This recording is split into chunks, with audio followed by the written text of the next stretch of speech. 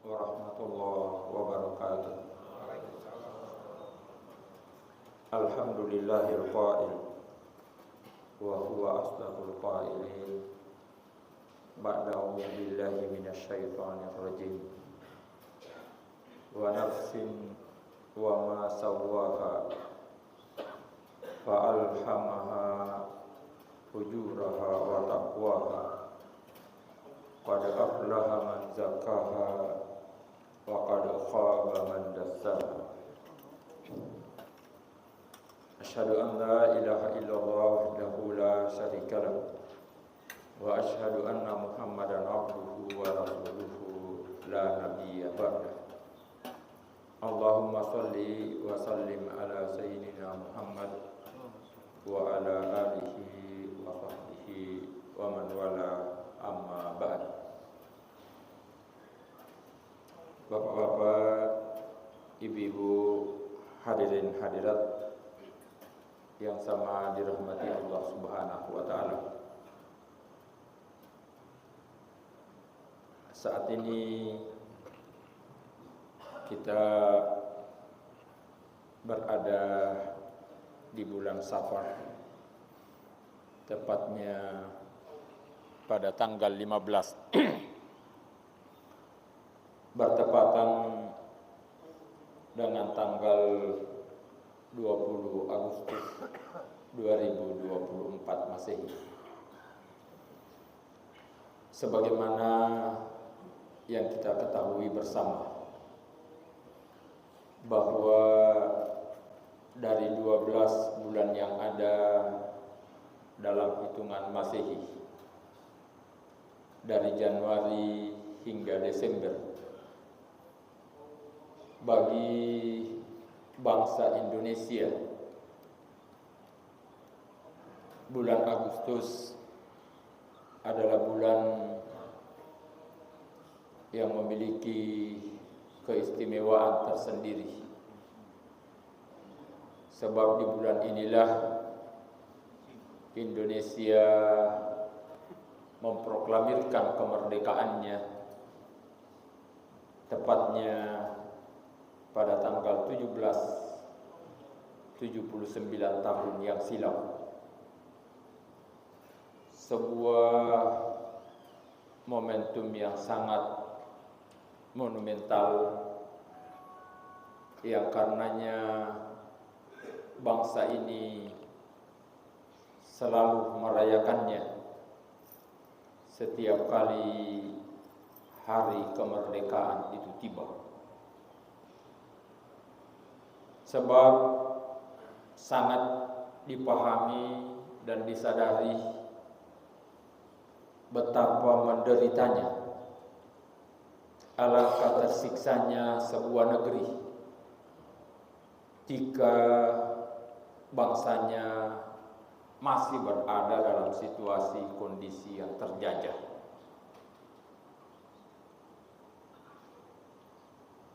Yang karenanya dalam pembukaan Undang-Undang Dasar 1945 dicantumkan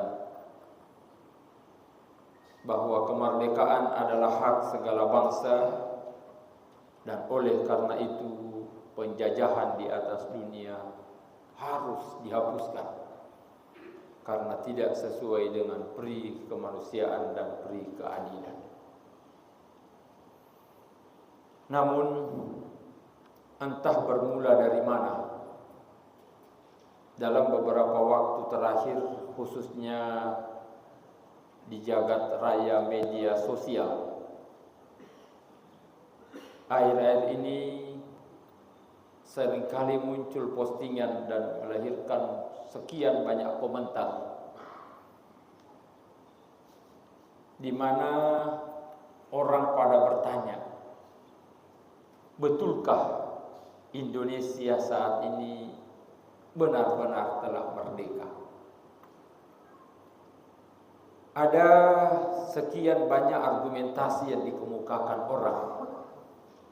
Kenapa kemudian pertanyaan itu muncul? Maka jawabannya tentu sangat tergantung kepada bagaimana definisi pengertian dia tentang merdeka.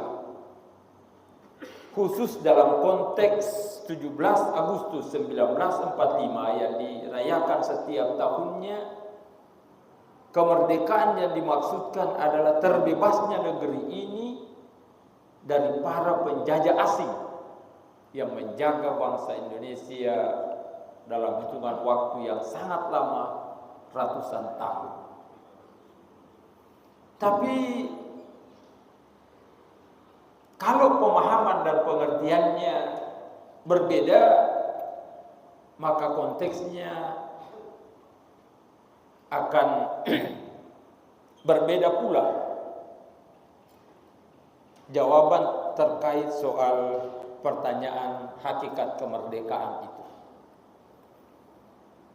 Dan dalam versi yang berbeda, inilah yang ingin kami bahas pada kesempatan yang singkat kali ini. Bahwa pada hakikatnya, jika kemerdekaan itu dimaknai dengan tidak adanya lagi pihak lain yang menjajah, maka sesungguhnya masing-masing orang yang hidup di dunia ini,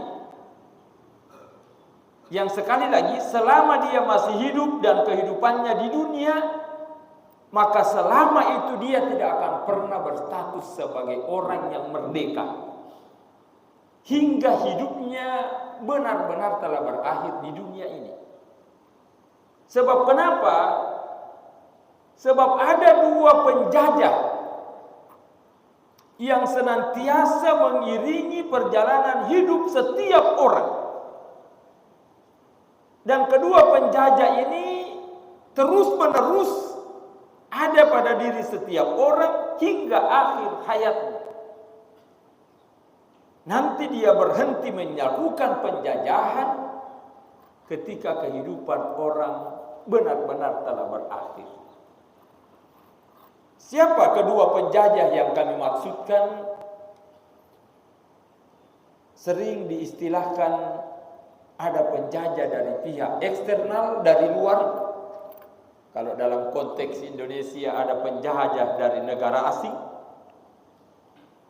Dan yang kedua ada penjajah dari internal. Ada orang yang dijajah oleh bangsanya sendiri. Tapi bukan ini yang kami maksudkan. Musuh eksternal dan internal adalah yang pertama, sebagaimana yang kami bacakan pada muqaddimah tadi, yang terdapat pada surah As-Sams, surah ke-91.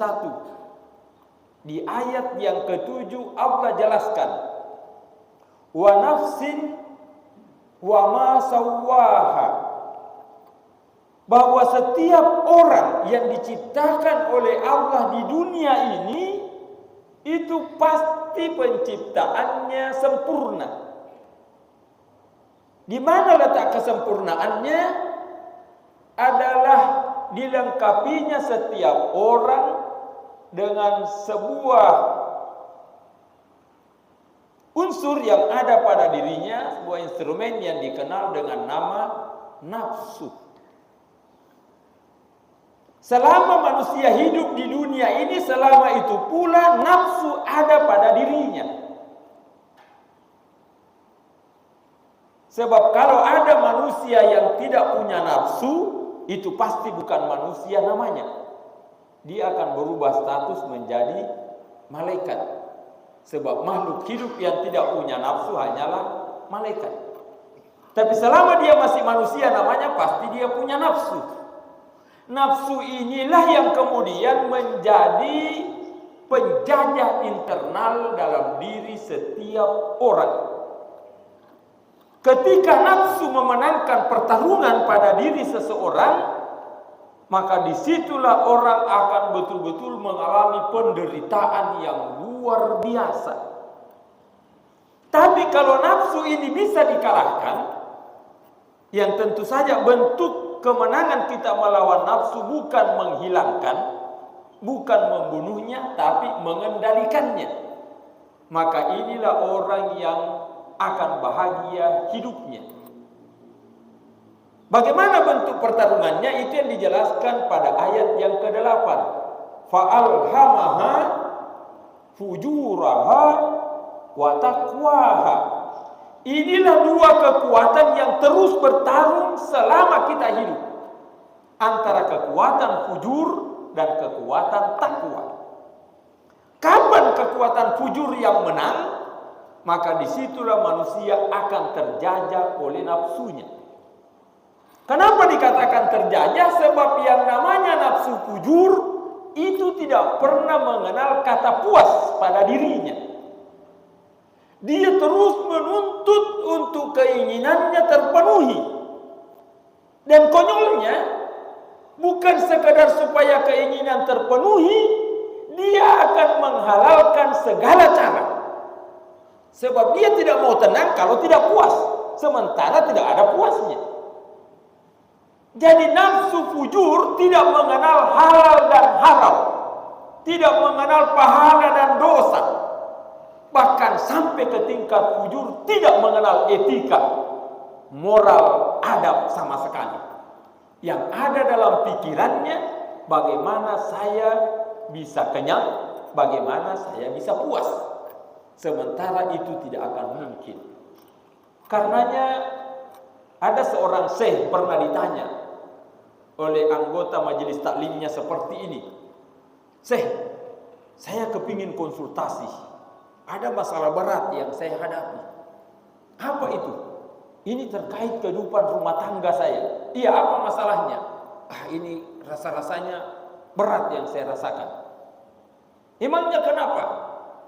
Iya, saya ingat dulu waktu masih jomblo, mau menikah, saya itu melakukan seleksi super ketat untuk calon wanita yang akan mendampingi saya. Saya buat kriterianya seideal mungkin. Itu sebabnya saya terlambat menikah karena sulit mencari wanita seperti kriteria yang saya sudah tetapkan. Nanti saya mau menikah ketika betul-betul wanita yang saya idamkan sesuai kriteria yang saya sudah patok. Dan begitu ketemu, saya langsung melamarnya, tidak mau menunda-nunda. Dan alhamdulillah yang bersangkutan dengan keluarga besarnya menerima lamaran saya dan disepakati hari pernikahan. Sejak itu saya heran, saya mulai terguncang. Sebelum nikah sudah mulai goyah. Kenapa? Sebelumnya saya susah mencari wanita seperti kriteria yang saya tetapkan. Tapi kenapa begitu selesai saya melamar ketemu orang yang saya maksud, kok mulai bermunculan satu-satu? Ada wanita lain yang juga memenuhi kriteria sama dengan calon istri saya. Mulai saya gelisah. Singkat cerita, setelah saya menikah, tambah goyah saya. Sebab di mana-mana saya ketemu wanita yang sama dengan istri saya. Saya ke kantor ketemu juga, di jalan ketemu juga, di pasar apalagi, di undangan lebih-lebih. Termasuk pada saat acara reunian. Wah, di sana kumpul wanita-wanita sesuai kriteria yang saya patok. Puncaknya sekarang ini. Kenapa sekarang? Hampir semua wanita yang saya temukan bukan lagi setara dengan istri saya, bahkan mereka lebih menarik daripada istri saya sekarang. Ini yang membuat saya gelisah. Gimana ini, Syekh? Saya menenangkan diri. Syekhnya berkata, "Oh, tidak usah galau. Laki-laki yang seperti kamu itu banyak, bukan cuma kamu seorang. Bahkan ada laki-laki yang lebih parah." Bagaimana parahnya? Ada laki-laki sampai anjing yang lalu lalang di depan rumahnya, itu pun lebih menarik dari istrinya. Kenapa bisa seperti itu, Syekh? Ya begitu, itulah gambarannya. Kalau nafsu fujur dominan pada diri seseorang, secantik apapun, sehebat apapun, semenarik apapun, dan berapapun jumlahnya wanita yang dia peristrikan, tidak akan pernah puas. Begitulah tabiat dasar daripada nafsu fujur kalau terlanjur dominan pada diri orang. Sehingga yang harus kamu lakukan adalah lawan tuntutan hawa nafsu yang seperti itu. Bagaimana supaya takwamu dominan, sehingga kamu tenang dalam hidup ini. Jangankan sekadar dilihat, dia datang mendekat, merapat, menawarkan diri gratis bahkan lengkap dengan bonus, itu pun kamu tidak akan tertarik kalau takwa yang dominan. Nah, inilah yang jadi persoalan, sebab tidak mudah memenangkan pertarungan melawan nafsu fujur itu. Inilah yang harus diusahakan. Selama kita tidak mampu memenangkannya, selama itu kita akan terjajah. Maka tidak heran kita menyaksikan orang di dunia akhir-akhir ini semakin membingungkan. Itu karena memperturutkan hawa nafsunya. Saya lupa apa pernah saya singgung di sini. Sampai ada orang sibuk cari makan, memperturutkan tuntutan nafsu fujurnya sampai tidak sempat makan. Sibuk cari uang untuk bangun rumah, setelah rumahnya jadi, jarang tinggal di rumah. Cari uang lagi untuk buat rumah sampai 5, 6, 7 rumahnya. Setelah semua jadi, ya tidak mungkin ditempati semua, dikontrakkan ke orang, masih cari uang juga. Padahal hasil kontrakannya sudah lebih dari cukup dari tabungan yang ada. Begitulah gambaran nafsu fujur itu. Tambah berat pertarungan ini, sebab kemudian nafsu fujur itu tidak bekerja sendiri. Nafsu fujur ditunggangi oleh musuh eksternal. Ada musuh dari luar yang juga menggerogoti. Siapa musuh eksternal yang dimaksudkan? Itulah yang dikenal dengan nama setan laknatullah. Inilah musuh eksternal yang luar biasa dahsyatnya, pergerakan yang dia lakukan untuk merontokkan setiap orang yang coba-coba mengalahkan nafsu fujur. Setan akan memberikan backup penuh. Yang ini diulang-ulang oleh Allah di dalam Al-Quran. Inna syaitana lakum aduun. Sesungguhnya setan itu adalah musuh bagi kamu, fattakhizuhu aduwa. Perlakukanlah dia sebagai musuh. Disinilah kemudian fatalnya manusia, sebab seringkali setan itu tidak disikapi sebagai musuh. Satu di antaranya karena tidak mampu mengidentifikasi siapa setan itu sesungguhnya. Bagaimana mungkin bisa dilawan musuh kalau kita tidak mengenali siapa lawan kita itu sesungguhnya? Ya, karenanya kalau setiap ada pertandingan antara kawan dan lawan itu harus berbeda atribut untuk dikenali siapa lawan, siapa kawan. Sebab kapan ada atribut yang sama, pasti orang akan kebingungan dalam pertandingan yang dia ikuti, sebab tidak tahu ini kawan atau lawan. Begitulah setan. Seringkali kita tidak mampu mengidentifikasi ini setan yang menjadi musuh atau kawan yang seharusnya berjalan seiring dengan kita. Satu contoh kesalahan fatal orang menyikapi setan karena ketidakmampuan membedakan mana setan, mana iblis. Ini saja banyak orang yang salah paham.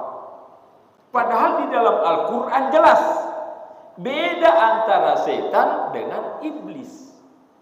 Di mana letak bedanya? Kalau iblis itu sudah pasti setan, tapi kalau setan belum tentu iblis. Apa maksudnya? Iblis adalah bagian dari setan, tapi setan bukan hanya iblis. Kenapa bisa seperti itu? Sebab setan itu sesungguhnya bukanlah identifikasi makhluk tertentu, tapi dia adalah gabungan makhluk yang kemudian gabungan makhluk ini mendirikan sebuah kelompok. Ya, kalau dalam bahasa kehidupan kita sekarang organisasi.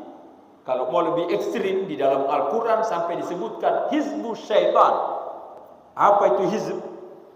Dalam bahasa Arabnya hizb itu artinya partai. Jadi setan itu sesungguhnya adalah sebuah partai kalau merujuk kepada Al-Quran. Kalau dia partai, terus siapa ketuanya? Ketua partai setan itulah iblis. Jadi kalau menyebut iblis, oh berarti ketua partai setan. Tapi kalau menyebut setan, tunggu dulu. Yang dimaksud ini ketuanya, apa pengurus, anggota, kader, pendukung, itu belum tentu. Siapa anggotanya? Dari ketua iblis itu, ini yang dijelaskan dalam surah Al-An'am ayat 116. Wa kadzalika ja'alna likulli nabiyyin aduwwas syayatin. Kami jadikan para nabi yang diutus oleh Allah dan orang-orang yang mengikutinya ada musuhnya. Siapa musuhnya? Itu adalah setan. Siapa setan itu? Aduwwas syayatinal insi wal jin. Allah jelaskan dalam ayat itu, setan itu terdiri dari jin dan manusia. Jadi kita jangan salah paham. Kalau sebut setan belum tentu iblis. Tapi kalau iblis sudah pasti setan. Sebab dia ketuanya. Anggotanya ada dari kalangan jin, ada dari kalangan manusia. Bagaimana cara mengidentifikasi manusia yang ikut partainya setan? Dia anggota, bahkan kader, boleh jadi pengurus, aktivis partai setan. Tinggal dilihat sepak terjangnya. Kalau dia mengarahkan kepada sesuatu yang tindakan fujur, yang tidak mengerti halal haram, tidak mengerti pahala dosa, tidak mau tahu-tahu soal adab, moral, etika, langsung klaim, yakin ini bagian dari anggota setan. Harus hati-hati. Yang karenanya oleh Allah diturunkan surah An-Nas yang Nabi Muhammad SAW menganjurkan untuk kita membacanya pada subuh hari, membaca pada sore hari, terakhir membaca sampai sebelum kita tidur. Minimal membacanya 3 kali. Apa itu yang dibaca? Surah An-Nas. Untuk apa? Supaya kita terhindar dari pengaruh setan yang yuwaswisu fi sudurin nas, yang suka mengajak-ngajak manusia melakukan tindakan fujur itu. Siapa itu? Minal jinnati wan nas, dari kalangan jin dan dari kalangan manusia. Inilah yang perlu diantisipasi sedemikian rupa. Butuh waktu yang panjang untuk menjelaskan lebih jauh. Insya Allah pada pertemuan lanjutan kita akan elaborasi lebih jauh terkait persoalan ini. Semoga kita termasuk orang-orang yang pemenang dalam pertarungan, baik melawan hawa nafsu maupun melawan setan, yang nanti diproklamirkan dalam bentuk husnul khatimah. Orang yang kalah itulah yang su'ul khatimah, yang penjajahannya akan berkelanjutan. Di kuburan dia akan ketemu mungkar nakir, di akhirat nanti akan ketemu malaikat Malik dengan seluruh stafnya yang khalidina fiha abada. Nauzubillahi min zalik. Hadanallahu wa iyyakum majma'in. Wassalamualaikum warahmatullahi wabarakatuh.